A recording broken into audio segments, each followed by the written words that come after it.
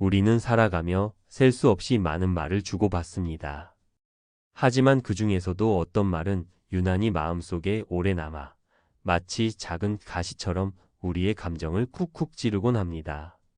특히 가까운 사람일수록 그 말의 무게는 더 깊이 박혀버립니다. 누군가의 툭 던진 말 한마디에 하루 종일 기분이 가라앉고 밤이 되도록 괜히 혼자 속을 끓여본 적 아마 누구나 있을 겁니다. 이럴 때 우리는 스스로를 이렇게 다독입니다. 내가 좀 더 이해하면 되지. 저 사람도 스트레스가 많겠지. 기분 나빴지만 그냥 넘기자. 그렇게 관계를 지키기 위해 자기 감정을 눌러 담고 조용히 넘기려 애쓰죠. 하지만 그 과정에서 나의 마음은 점점 멍들어 갑니다. 관계를 지키려는 노력이 어느 순간부터는 나를 무너뜨리는 원인이 되기도 합니다. 가까운 사람과의 관계는 겉으론 평온해 보여도 안으로 곪아가는 경우가 많습니다. 익숙하다는 이유로, 오래됐다는 이유로 그 사람의 말과 행동이 점점 내 기준을 잠식해 들어오는 걸 놓치게 됩니다. 특히 그 사람이 상처를 주는 말에도 늘 내가 예민한가? 내가 잘못 이해했나? 하고 스스로를 탓하게 되면 이미 그 관계의 중심이 내가 아닌 상대에게로 기울어 있다는 신호일 수 있습니다. 그 말이 나를 위한 조언인지 아니면 교묘한 비난인지 헷갈릴 때가 있죠. 하지만 중요한 건 그 말이 내 마음을 어떻게 만들었느냐입니다. 아무리 그 사람이 나를 위한다고 해도 내가 상처받았고 자꾸만 자신감을 잃는다면 그건 건강한 관계가 아닙니다. 말에는 방향이 있습니다.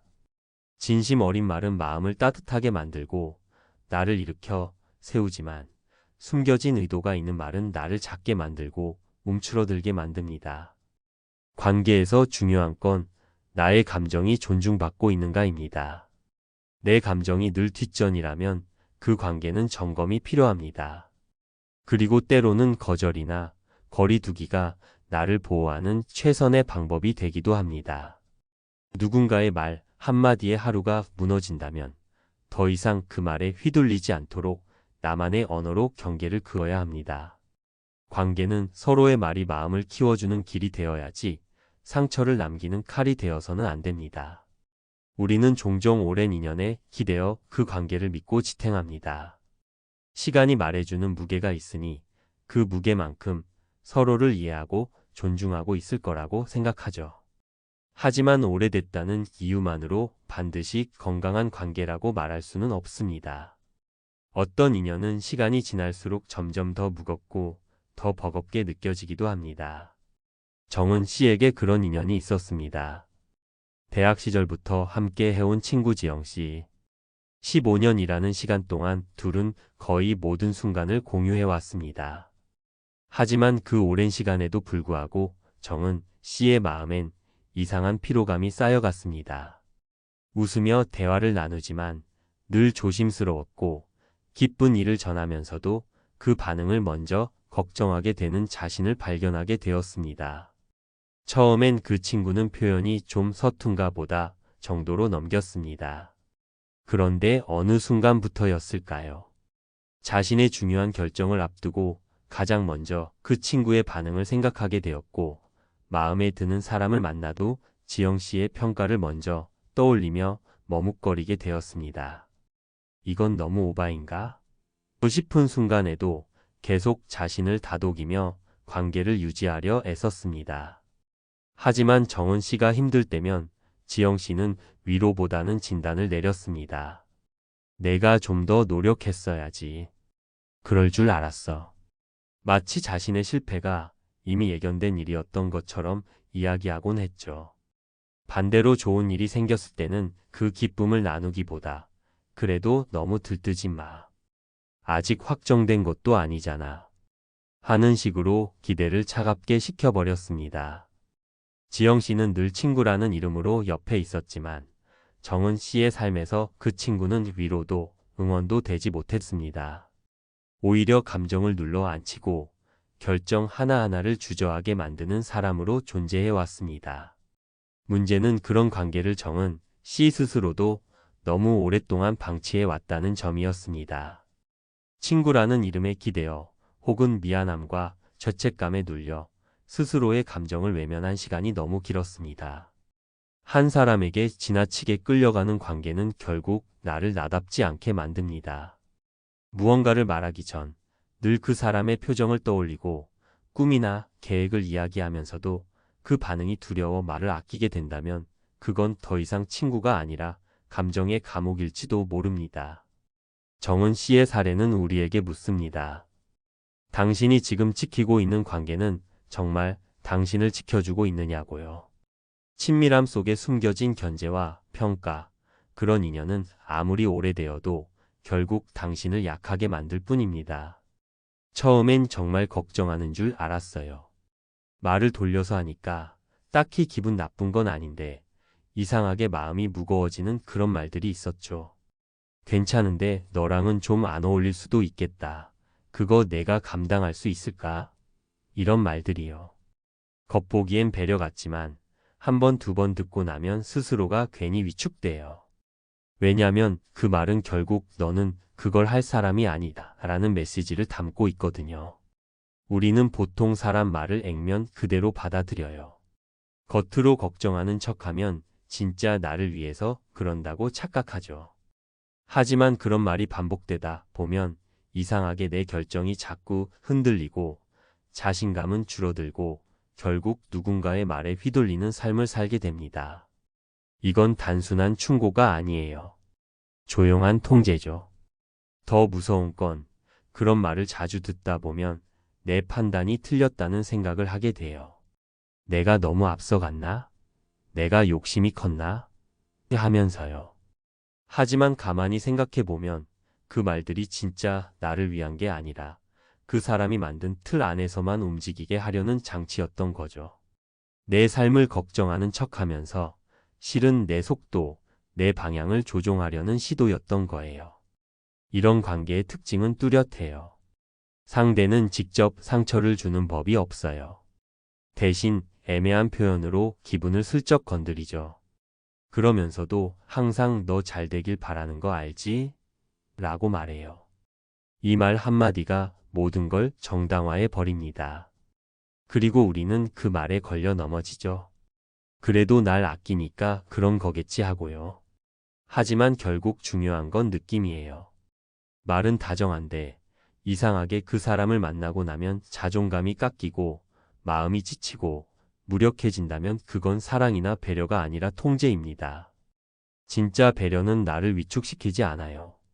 오히려 나를 믿고 지지하게 만들죠. 나를 불안하게 하면서도 늘 옆에 머무르려는 관계라면 그건 지지를 가장한 감정 조작일 수도 있습니다. 그래서 우리는 이제부터 상대의 말이 아니라 내 감정을 기준으로 판단해야 합니다. 듣고 나서 기분이 안 좋아진다면 이유는 몰라도 이미 몸이 먼저 알고 있는 거예요. 말보다 감각, 겉보다 속, 포장보다 본질. 그게 관계를 제대로 구분할 수 있는 첫 시작입니다. 그리고 그 감각을 무시하지 않는 용기, 거기서부터 나를 지키는 삶이 시작됩니다. 오래된 관계를 끊는다는 건 말처럼 쉬운 일이 아닙니다. 오랜 시간 쌓아온 추억, 함께한 순간들, 그리고 익숙함이란 이름의 정서들이 발목을 잡습니다. 하지만 익숙하다는 이유만으로 계속 곁에 두기엔 너무 많은 감정이 소모된다면 그 관계는 다시 들여다볼 필요가 있습니다. 진짜 인연은 나를 자라게 하고 숨쉬게 하지만 가짜 인연은 나를 줄이고 무디게 만듭니다. 우리는 관계를 정리하려 할 때 종종 내가 나쁜 사람이 되는 건 아닐까라는 죄책감에 시달립니다. 상대는 계속해서 나의 감정을 무시하고 나를 휘감듯 지배하려 드는데도 마음 한켠에선 미안함이 고개를 듭니다. 그래도 좋은 추억도 있었는데 그 사람도 나름의 사정이 있겠지 같은 생각들이 결정 앞에서 나를 흔들어 놓습니다. 하지만 그런 마음들이 결국 지금의 나를 지치게 만든 주범이라는 걸 알아야 합니다. 결심은 마음속에서 아주 작게 시작됩니다. 처음엔 내가 너무 예민한 건 아닐까? 라는 질문이 들죠. 하지만 곰곰이 돌아보면 그 관계에서 나만 자주 미안했고, 나만 자주 설명해야 했고, 나만 상처받아왔다는 사실을 알게 됩니다. 그제서야 고개를 드는 두 번째 질문, 이 관계를 계속 이어가는 게 정말 나를 위한 일일까? 자신의 내면에서 울리는 그 작은 물음을 듣기 시작한 순간, 관계는 이미 변화의 기로에 서 있습니다. 중요한 건 그 질문에 진심으로 답하는 용기입니다. 관계를 끊는다는 건 반드시 연락을 끊거나 싸움을 벌이라는 의미가 아닙니다. 나를 더 이상 불편하게 하지 않는 거리에서 스스로를 보호할 수 있는 선을 긋는 것, 그 자체로도 충분합니다. 그 거리에는 설명이 필요 없습니다. 오히려 거리 속에서 관계의 본질이 더 분명해지기도 합니다. 상대가 나의 변화를 비난하든 무시하든 그것에 흔들리지 않는 마음을 갖게 될 때 비로소 내가 나를 지키는 삶이 시작됩니다. 결심은 조용히 다가오지만 그 결과는 놀랄 만큼 해방적입니다.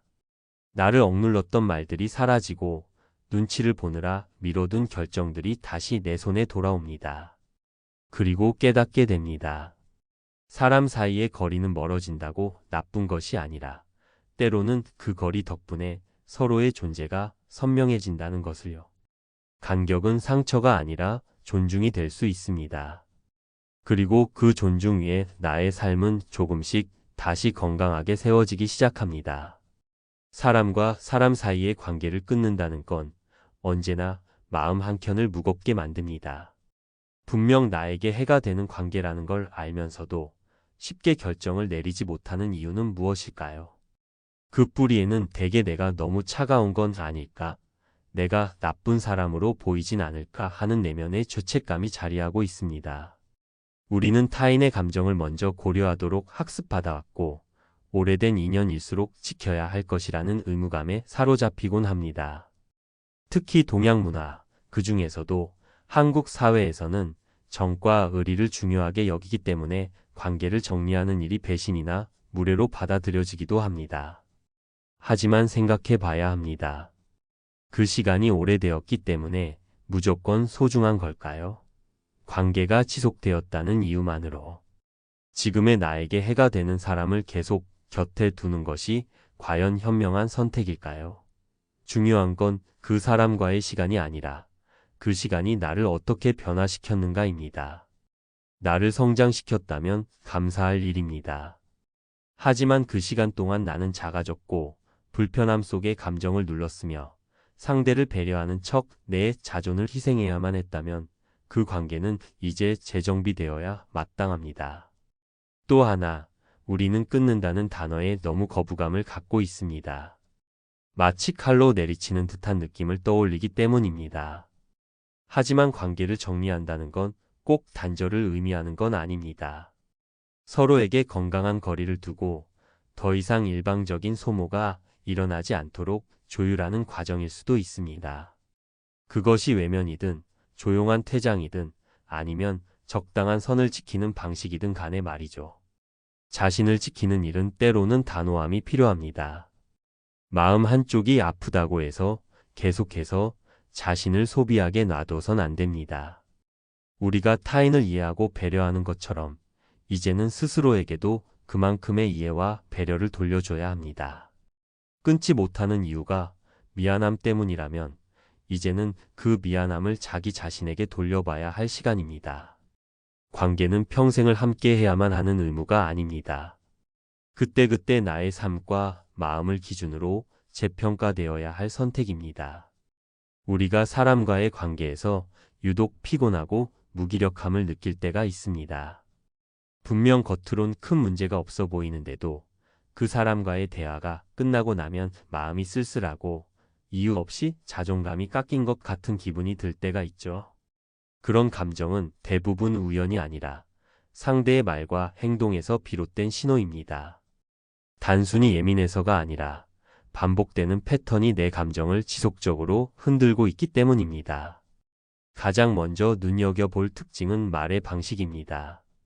이런 사람들은 직접적으로 상처 주는 말보다는 돌려 말하거나 듣기 좋게 포장해서 비난을 감춥니다.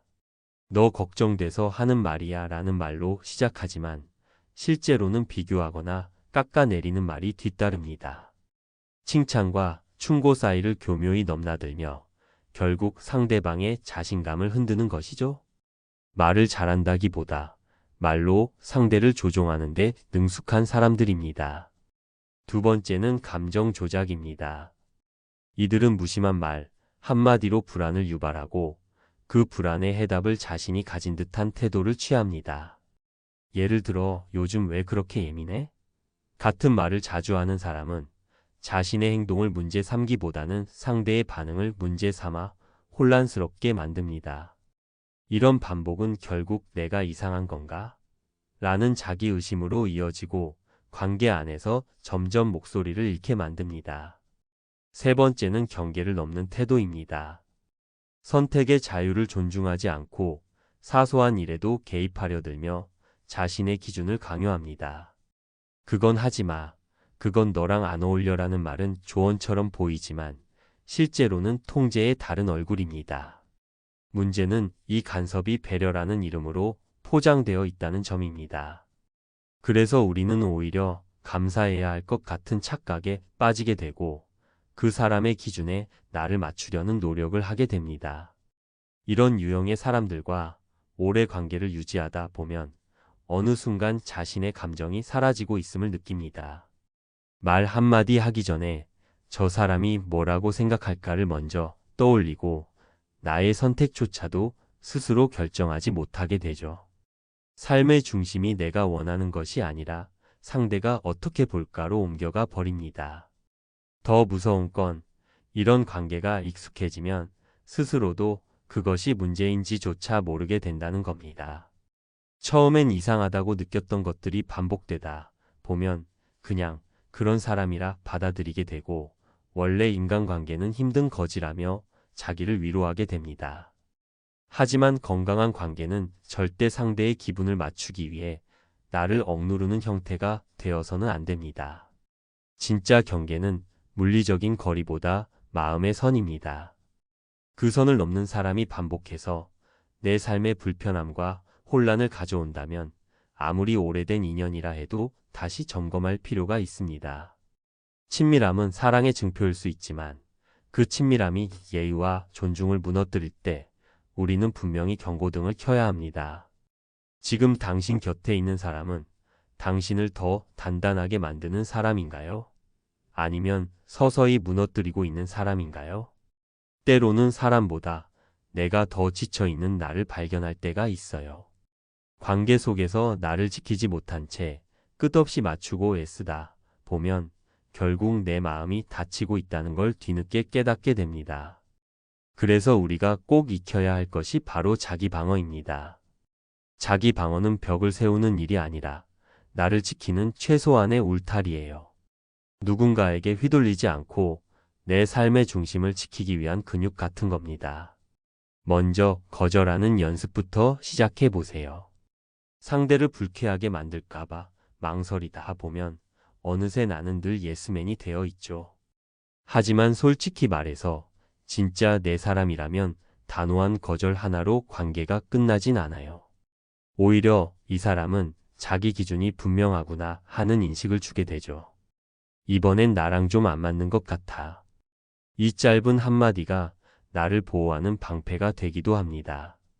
그리고 두 번째는 나만의 시간을 확보하는 거예요. 타인에게 감정을 써주고 그 사람 기분에 따라 하루가 흔들린다면 결국 나라는 사람은 점점 흐려지게 됩니다. 하루에 단 20분이라도 아무에게도 맞추지 않고 오롯이 나 자신을 위한 시간을 가져보세요. 좋아하는 음악을 듣거나 조용히 창밖을 바라보는 시간도 좋습니다. 그 고요한 틈에서 내 감정의 목소리를 듣게 될 거예요. 마지막으로 불편한 감정을 애써 무시하지 않는 용기가 필요합니다. 누군가와 대화를 나누면서 내 안의 감정이 자꾸만 경고등을 켠다면 그건 단순한 기분 탓이 아니에요. 몸이 먼저 느끼는 불쾌함은 아주 강력한 신호입니다. 손끝이 차가워지거나 말이 자꾸 막히고 표정이 굳는다면 그건 무의식이 이 관계가 안전하지 않다고 알려주는 거예요. 그걸 참고 넘어가면 언젠가는 그 불편함이 나를 병들게 합니다. 결국 나를 지킨다는 건 작은 순간들 속에서 내 편이 되어주는 일을 반복하는 겁니다. 내 감정을 지우지 않고 그대로 인정하고 필요할 땐 단호하게 선을 그을 줄 아는 것. 그리고 외롭더라도 평온한 상태를 선택하는 것. 그게 바로 나를 위한 진짜 돌봄입니다. 관계는 줄이면 텅 비는 게 아니라 그 자리에 진짜 나의 시간이 차오르는 법입니다. 그렇게 나를 돌보는 힘이 쌓이면 누가 뭐래도 흔들리지 않는 단단한 내가 됩니다. 오랫동안 이어진 관계가 어느 순간부터 나를 점점 지치게 만든다면 그것은 더 이상 인연이라 부를 수 없습니다. 우리는 흔히 관계를 유지하는 것이 미덕이라고 배우며 살아왔고 오래된 인연일수록 끊기 어렵다는 부담을 안고 있습니다. 하지만 시간의 길이보다 중요한 건 그 시간이 내 삶에 어떤 흔적을 남겼는가입니다. 한 중년 여성이 있었습니다. 주변에서 보기엔 조용하고 성숙한 인상이었지만 그녀의 눈빛에는 늘 피곤함이 스며 있었습니다. 이유는 단 하나였습니다. 매일 연락을 주고받으며 지냈던 오랜 친구와의 관계가 점점 그녀를 잠식하고 있었기 때문입니다. 처음엔 친구의 하소연을 들어주는 게 당연하게 여겨졌고 조언을 해주는 것도 우정이라 믿었습니다. 하지만 시간이 갈수록 그 관계는 일방적인 감정 소비의 창구가 되었고 그녀는 점차 숨이 막히는 듯한 감정을 느꼈습니다. 연락이 오면 두근거리는 게 아니라 가슴이 답답해졌고 함께 있는 시간이 불편해졌습니다. 그러나 그녀는 자꾸만 스스로를 탓했습니다. 내가 너무 예민한 건 아닐까? 혹시 친구의 힘든 사정을 외면하는 건 아닐까? 그렇게 미안함이라는 감정이 그녀를 붙잡고 있었던 것입니다. 하지만 어느 순간 그녀는 자신에게 이렇게 물었습니다. 이 관계가 과연 나를 지지해주고 있을까? 아니면 나를 고갈시키고 있는 걸까? 그 질문은 모든 고민의 실마리를 풀어주는 열쇠였습니다. 이후 그녀는 결단을 내립니다. 더 이상 일방적인 관계에 자신을 소모하지 않기로.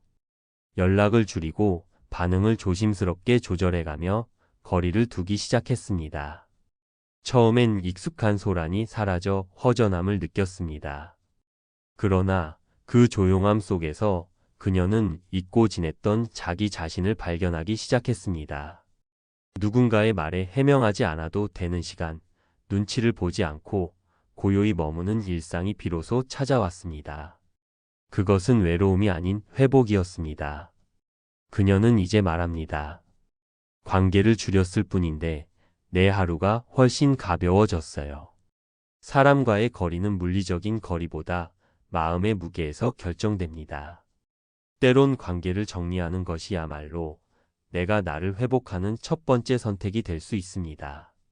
누구나 인생을 살아가며 적어도 한 번쯤은 누군가의 말 한마디에 마음이 휘청였던 경험이 있을 겁니다.